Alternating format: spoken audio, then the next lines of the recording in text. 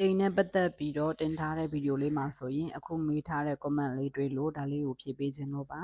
ပုံမှန်ရေပေါင်ချိန်ပေါ့နော်လူတစ်ယောက်မှာပုံမှန်ရှိရမယ့်ရေပေါင်ချိန်ပမာဏဆိုရင်11 to 21လို့အကြမ်းမြင့်သတ်မှတ်လို့ရပါတယ်17ကနေ21ပေါ့နော်မီလီမီတာမာကျူရီရှိပါတယ်ပေါင်ချိန်ဆိုတာကတော့ဒါမြန်မာလိုအလွယ်တကူပြောကြတာပေါ့နော်အဓိကကတော့ဒီမျက်လုံးအတွင်းမှာရှိတဲ့ဖိအားကိုတိုင်းတာခြင်းဖြစ်ပါတယ်မျက်လုံးအတွင်းမှာဖိအားဘယ်လောက်ရှိလဲဆိုတာကိုတိုင်းတာတဲ့မသက်လေးတွေကတော့အခုပြတဲ့ဒီနီလန်လေးတွေနဲ့တိုင်းတာလို့ရပါတယ်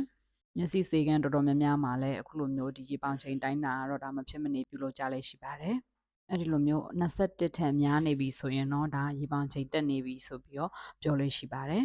ရေတိမ်မဟုတ်သေးဘဲနဲ့ပေါ့နော်ပုံမှန်လူကရောရေပေါင်ချိန်တက်နိုင်လားဆိုတက်နိုင်တဲ့အခြေအနေတွေလည်းအများကြီးရှိပါတယ်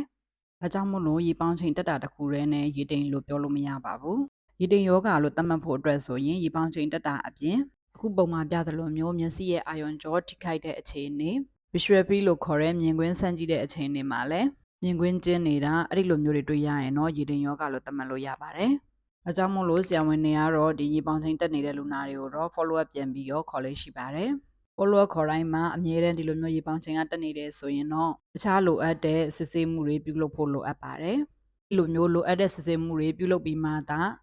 ရေပေါင်ချိန်ကြာစေးပေးမယ်မပေးမယ်ကိုဆရာဝန်ကဆုံးဖြတ်ပေးတာဖြစ်ပါတယ်။